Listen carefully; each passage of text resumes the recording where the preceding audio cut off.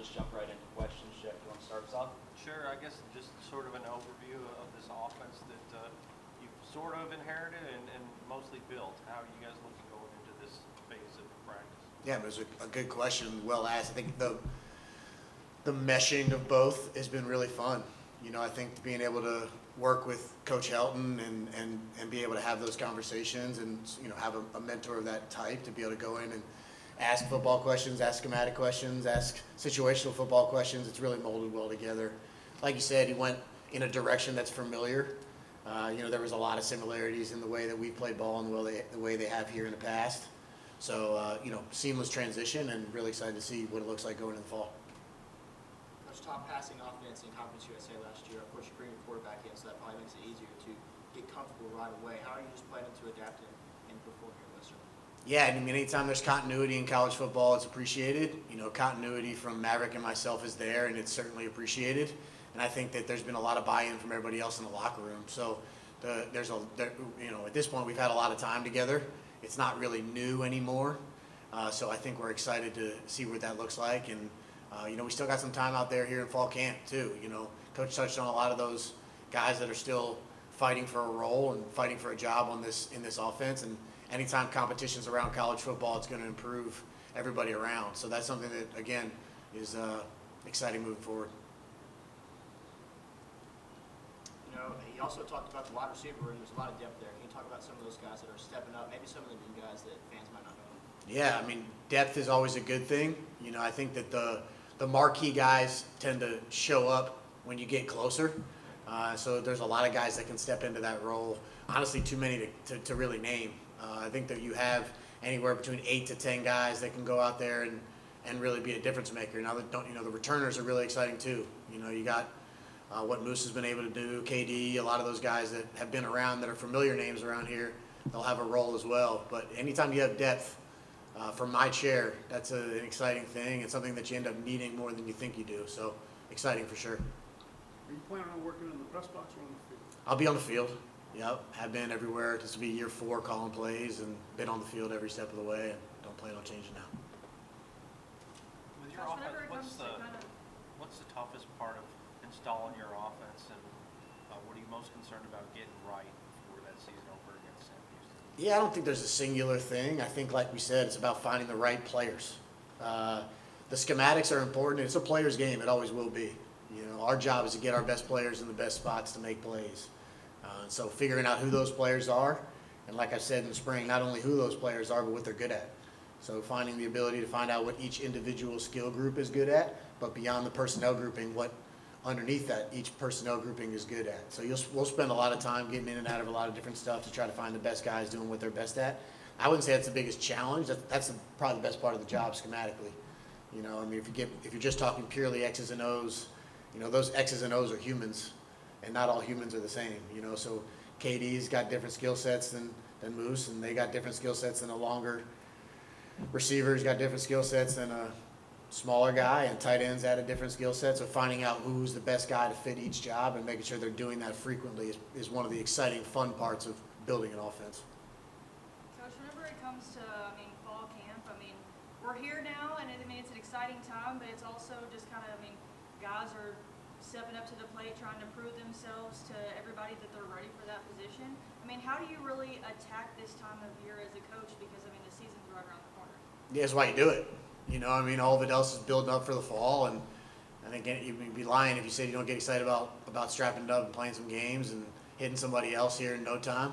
Like I said, we got that work to do amongst us first, but yeah, this is exciting. This is what you get into the profession for. This is why I think players play the games, to perform in big stages like this place. So, you know, it's here, and we wouldn't want it any other way. Coach, the team typically builds their identity in fall camp.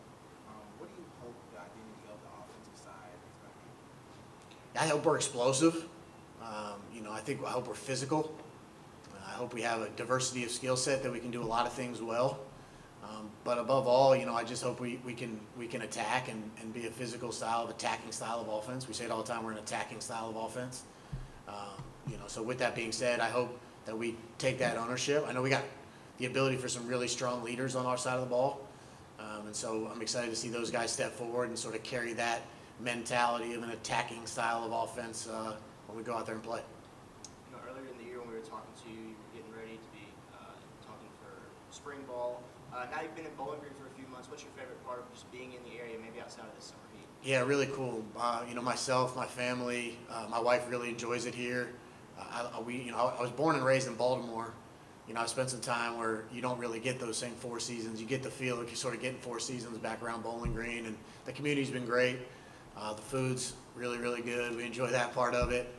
Trying to find, really cool places to go eat. Got a brand new daughter. It's been the 6 months old, so the community's been really great with her, and it's a great place to raise a family. So you don't always get to choose where you live, and when you find a place that you enjoy, you really try to savor it. Coach, I'm wondering your thoughts on Big Red, seeing him before you came here and now being excited that he's going to be on the field with you this upcoming season. Yeah, no doubt. Coach said it. Best mascot in the game for sure. The energy. Had some different times through recruiting visits to spend some time with Big Red, and looking forward to that time moving forward. But yeah, really cool. I mean, like you said, it's a national brand. Coach Helton touched on it. Big Red is a recognizable one from any national publication to walking around town. It's a fun thing that you have, and anytime you have a national brand, from the way you play football to the logo and the mascot, you're at the right place to be coaching. Coach, it typically takes a while for the offensive line to build that kind of conference, that community or continuity. What are you doing since you guys have such new pieces in the offensive line? What do you think that you're going to do for this fall camp to get those guys to gel weather? Yeah, certainly. I mean, Coach touched on it. Joe Bernardi's done a phenomenal job with that group.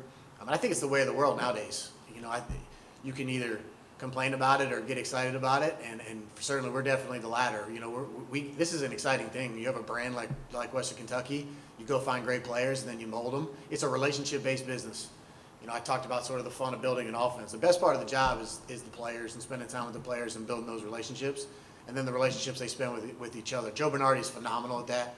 He does a really great job, and then you have a really strong leader in that room like Marshall Jackson that describes day in and day out what it means and the blessing that it is to be able to play offensive line here at Western Kentucky and be a part of an offense like Western Kentucky that's had the success that I was able to walk in and be a part of that Coach Helton's built. So the camaraderie of that group is very strong, and that's a testament to the leadership of Marshall, but the leadership of Joe Bernardi as well.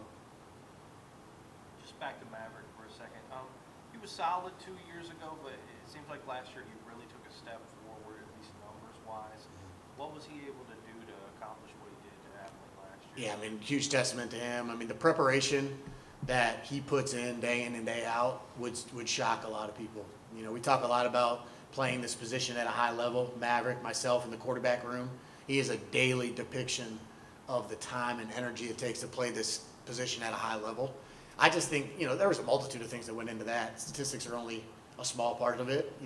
He's a very talented player who really decided that he was going to turn the page, and he's done a phenomenal job the last year at a previous institution and now here of the preparation component. There's a physical preparation, there's an arm care, a treatment component of it, and then there's a mental component of it that really takes, and he's an extension of myself out there. I'm proud of that. And he really depicts to the rest of the quarterbacks in that room what it takes to play that position at a high level, because he's got goals, and I think he lives that out daily. So that was the biggest jump. I think he just really took pride in Coach Helton says be a pro, and he took that mentality of that he's going to really buy into the mental component of playing the position, and it's been fun to watch. Thank you, Coach. Yeah, appreciate it. Thanks, y'all.